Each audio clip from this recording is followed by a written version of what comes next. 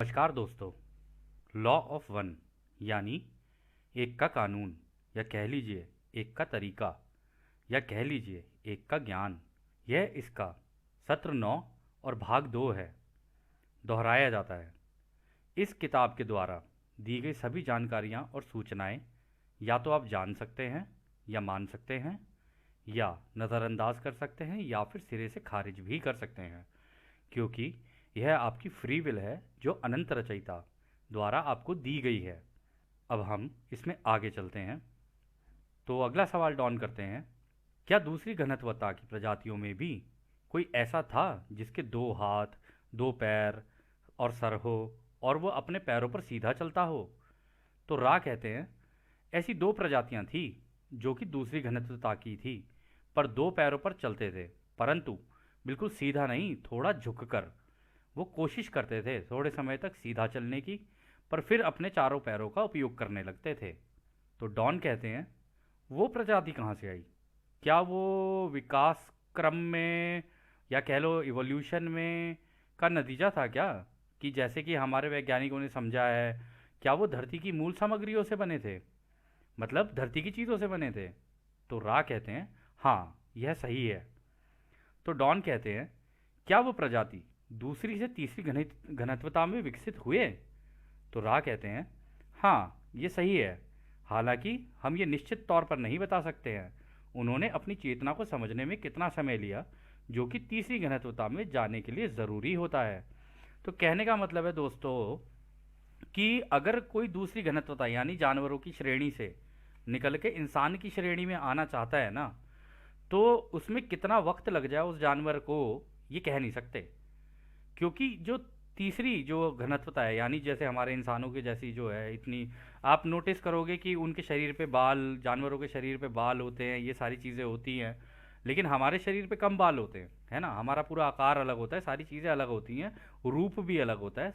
तो ये जो होता है ना, इसमें जानवर से इंसान बनने में कितना वक्त लगता है ना, ये कहना बड़ा मुश्किल है, क्योंकि वह वो चीज़ उस जानवर के ऊपर ही डिपेंड करती है, उसकी चेतना यानी उसकी कॉन्शसनेस पे डिपेंड करती है, या कह लो उसकी जानकारी पे डिपेंड करती है कि वो इंसान की श्रेणी में आएगा या नहीं आएगा। तो खैर, अगला सवाल डॉन करते हैं, क्या हमारे ग्रह में ऐसी कोई प्रजाति है जिनका अवतरण दूसरी घनत्वता से तीसरी घनत्वता में हुआ हो?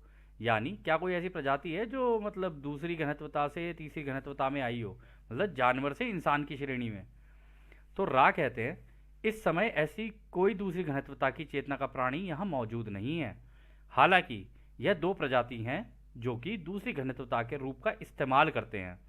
उनमें से एक प्रजाति है वो लोग जो मेल्डेक के थे। ये प्रजाति अपनी समझदारी पर कार्य कर रही थी। तो रा कहते हैं, इस समय ऐसी कोई दूसरी घनत्वता की चेतना का प्राणी यहाँ मौजूद नहीं है, मतलब इस धरती पर। हालांकि यह 2 प्रजातियां हैं जो कि दूसरी घनत्वता के रूप का इस्तेमाल करते हैं, यानी है तो जानवरी लेकिन दूसरी घनत्वता के हैं। उनमें से एक प्रजाति वो है जो कि मेल्डेक के थे। दोस्तों, मेल्डेक भी एक ग्रह हुआ करता था, अभी आपको पता चलेगा हुआ क्या वहाँ पे। ये प्रजाति अपनी समझदारी पर कार्य कर रही है तथा अपने सबक सीख रही है।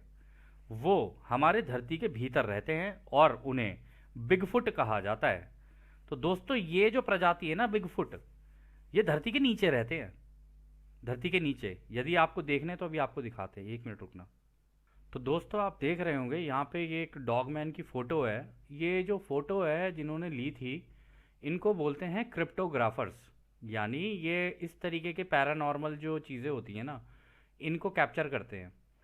और आगे हम लोग देखिए, हमने तो ये किया था कि हम लोग ज़्यादा इस टॉपिक के ऊपर ज़्यादा ध्यान नहीं दिया हम लोगों ने, क्योंकि ऑलरेडी जब कोई और इसके ऊपर एक्सपर्ट है, इसके ऊपर काम कर रहा है, तो हाँ ठीक है, उनकी थोड़ी बहुत डॉक्यूमेंट्रीज देख ली थी।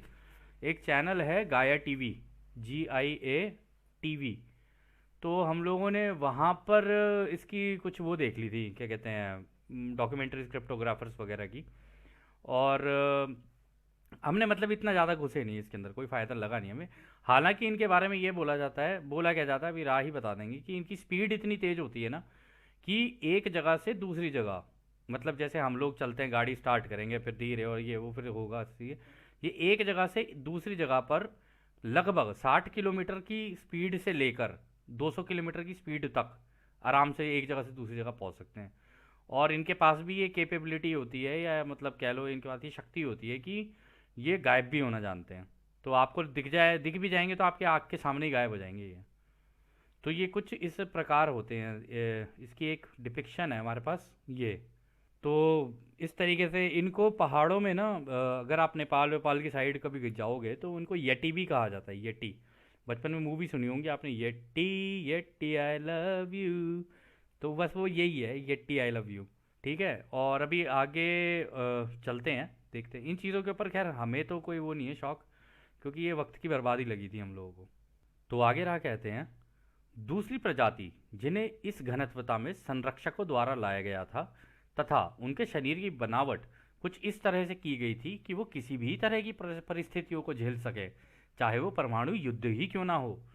तो दोस्तों एक और कैटेगरी कह लो, या एक और तरीके की एक और प्रजाति बनाई गई, जो कि या मान लो न्यूक्लियर वॉर भी हो जाए ना तो भी उन्हें कुछ नहीं हो सकता। वो उनको बोलते हैं डॉगमैन, मतलब कुत्ते जैसी शक्ल होती है। लेकिन इनकी ना आपने कई फिल्में हो सकता है शायद देखी हो, जिनके अंदर वेयर वुल्फ, और इंग्लिश मूवीज़ में वेयर वुल्फ बना दिया, भेड़िया बना दिया, भेड़िए का इंसान, और ये और वो, पता नहीं भगवान जाने क्या क्या चीज़ें बना देते हैं लोग। तो वो कुछ ऐसा होता है दिखने में। ये है कहानी। पर हम लोगों ने इन पर भी ध्यान नहीं दिया ज़्यादा। हालांकि आपको एक इन्फॉर्मेशन जस्ट शेयर कर रहे हैं कि आपको मतलब आपकी मतलब की हो या ना हो, आपकी इच्छा है कि अगर आप इजिप्ट के वो देखेंगे ना, जो उनकी दीवारों पे जो नक्काशी हुई हुई है, जो दीवारों पे चीज़ें बनी हुई हैं, उन पे आपको डॉगमैन भी दिख जाएंगे और आपको बिगफुट भी दिख जाएंगे, दोनों के दोनों ही दिख जाएंगे। तो कहने का मतलब है, रा इसका मतलब उस ज़माने में भी आके इनको बता के गए थे कि हाँ ये दो प्रजातियां भी हैं। तो खैर आगे चलते हैं।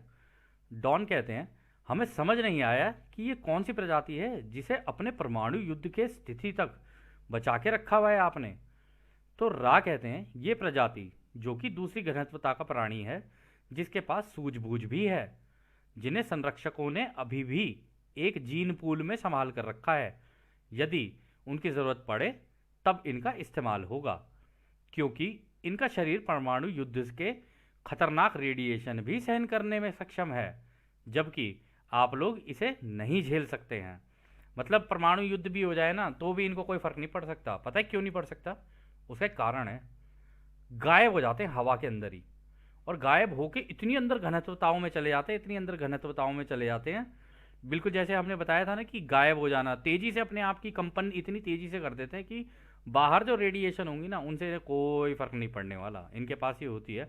और अगर आप इजिप्ट के उसमें देखोगे ना, क्या कहते हैं, उनकी नक्काशी वगैरह में देखोगे तो आपको पता चलेगा कि उन्होंने एक आध जो थे उनके रक्षकों के लिए रखे हुए थे अपने लिए, कि अगर ये हैं तो हमें कुछ नहीं हो सकता। तो उस टाइम पर भी ये सारा ड्रामा इस टाइप का कुछ था। तो अगला सवाल डॉन करते हैं, ये प्रजाति कहाँ मौजूद है? तो रा कहते हैं ये प्रजाति एकदम घने जंगलों में पाए जाते हैं, जहाँ लोगों की आबादी बिल्कुल भी नहीं पाई जाती है। आपके ग्रह की सतह पर ये कई हैं, मतलब ये इनकी भी आबादी है अच्छी खासी, बहुत है इनकी आबादी अच्छी खासी। ये छुप जाते हैं इधर से उधर, मतलब आपकी आंख के सामने आ भी गए ना तो आप तो घबरा जाओगे, आप कहोगे अरे बाप रे किंग कॉन्ग आ गया मेरे सामने, और आप पिंग पोंग हो जाओगे उसके बाद। लेकिन ये आपके सामने आएंगे और तुरंत भाग जाएंगे। एक क्रिप्टोग्राफर है, नाम तो याद नहीं आ रहा है, लेकिन उस क्रिप्टोग्राफर ने बहुत अच्छी डॉक्यूमेंट्रीज बनाई हैं इसके ऊपर, और वो हमें गाया टीवी पे ही मिली और कहीं नहीं मिली। उसका सब्सक्रिप्शन होता है, अब आपकी इच्छा है देख लेना जो भी आपका मन हो। तो क्या कहते हैं, उसने बनाई थी और उसने काफ़ी अच्छी अच्छी वीडियो फुटेज भी बनाई थी इनकी। तो हम लोगों ने देखा, एक ही बार देखा हम लोगों ने, ज़्यादा वक्त बर्बाद नहीं किया, क्योंकि एक का ज्ञान ज़्यादा ज़रूरी लगा हमें हमको। तो खैर आगे डॉन कहते हैं क्या ये बिगफुट की तरह के प्राणी हैं? तो रा कहते हैं ये सही है, हालांकि हम इन्हें बिगफुट नहीं कहते हैं। इनका पकड़ में आना मुश्किल होता है। पहली प्रजाति इतनी सचेत है, परंतु दूसरी प्रजाति बचकर भाग जाने में माहिर होती है, क्योंकि उनके पास तकनीक का ज्ञान होता है जो उनके यहाँ आने से पहले उनके पास था। इन प्राणियों की चमकती आंखों से आपके काफ़ी लोग परिचित हैं। मतलब वही वेयरवुल्फ टाइप के। अगर ये अंधेरे में होंगे ना तो इनकी आंखें चमकेंगी, जैसे शेर चीते की इनकी भी चमकती है ना, बिल्लियों की भी चमकती है, इवन कुत्तों की भी चमकती है। इनकी चमकती है लेकिन इनकी बहुत ज़्यादा शाइनिंग होती है, मतलब एकदम रोशनी जैसी होती है इनकी। ये इस सत्र का फिर आखिरी सवाल था।